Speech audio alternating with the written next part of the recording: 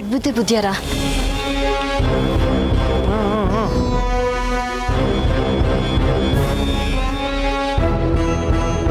ಓಹೋ, ಶಿವೈಕ್ಯ ಶಿವಾಲಂಕಾರ ಏನ ಪ್ರೇಮದ ಮಡದಿ ಸಿದ್ದಮ್ಮ. ಏನು ಬಂದದ್ದು? ಅದು ಕೆರೆ ಇರೋ ಕಡೆ ನೀರಿಗೆ, ಮರ ಇರೋ ಕಡೆ ನೆರಳಿಗೆ, ಗುರುಗಳಿರೋ ಕಡೆ ವಿದ್ಯೆಗೆ ಬರಲೇಬೇಕಲ್ವ ಬುದ್ಧಿ? ವಿದ್ಯೆ ಯಾರಿಗೆ? ನನ್ನ ಮಗನಿಗೆ ಬುದ್ಧಿ 6 ತುಂಬಿ 7ಕ್ಕೆ ಬಿತ್ತು. ಅದಕ್ಕೆ ನಮ್ಮ ಕುಲದೇವರು ಕಾಡ್ಸಿದ್ದೆ ಸಂಗೆ ಕಾಣಿಕೆ ಕಟ್ಟಿ ನಿಮ್ಮ ಕಾಲಿಗೆ ಬೀಳ್ಸವ ಅಂತ ಕರ್ಕೊಂಬಂದೆ. ದೊಡ್ಡ ಮನ್ಸು ಮಾಡಿ ನನ್ನ ಕಂದನ ನಿಮ್ಮ ಮಡ್ಲಿಗೆ ಹಾಕೊಂಡು 4 ಅಕ್ಷರ ಕಲಿಸಿ ಸ್ವಾಮಿ. ಮೂಳೆ ಕಡಿಯೋನಿಗೆ ವಿದ್ಯೆನಾ?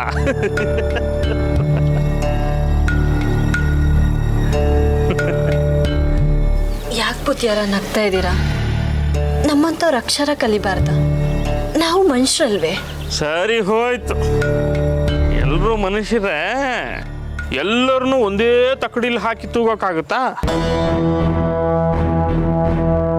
ಯಾರು ಏನೇನು ಮಾಡಬೇಕು ಅಂತ ಧರ್ಮಶಾಸ್ತ್ರ ಹೇಳುತ್ತೋ ಅದನ್ನೇ ಮಾಡಬೇಕು. ನೀವು ಹೇಳೋದು ನಿಜ, ಆದರೆ ನನ್ನ ಮಗನ ತಂದೆನೂ ಮೇಲ್ಜಾತಿಯವರೇ ಅಲ್ವಾ ಬುದ್ಧಿ? ನಿನ್ನ ಅಂದ ಚಂದ ವಯ್ಯಾರ ಇದನ್ನೆಲ್ಲ ನೋಡಿ ಆ ಮೇಲ್ ಜಾತಿಯವನು ನಿನ್ನ ಕಟ್ಕಂಡ, ಇವನ್ನ ಹುಟ್ಟಿಸ್ದ, ಹಂಗೆ ಮ್ಯಾಕ್ ಹೊಂಟೋದ. ಇವನು ನಿನ್ನ ಹೊಟ್ಟೆಯಲ್ಲಿ ಹುಟ್ಟದ ಅಂದ ಮಾತ್ರಕ್ಕೆ ಇವನು ಮೇಲ್ ಜಾತಿ ಆಗ್ಬಿಡ್ತಾನ?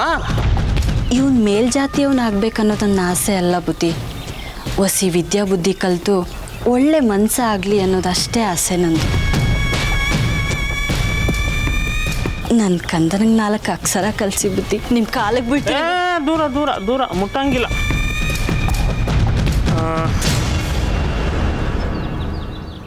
ಏನು ಮಾಡೋದೀಗ?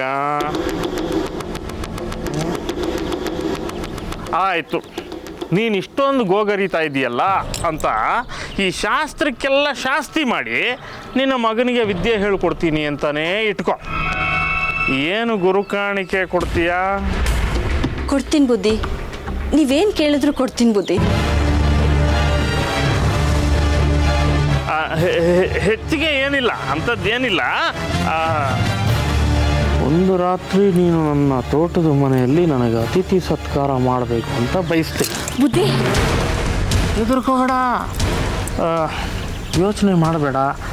ನಿನಗೂ ಗಂಡ ಇಲ್ಲ. ನೀನು ಅಂದರೆ ನಿನ್ನ ಮಗ ಗುರುಕುಲಕ್ಕೆ, ನೀನು ನಮ್ಮ ಹೊಲಕ್ಕೆ.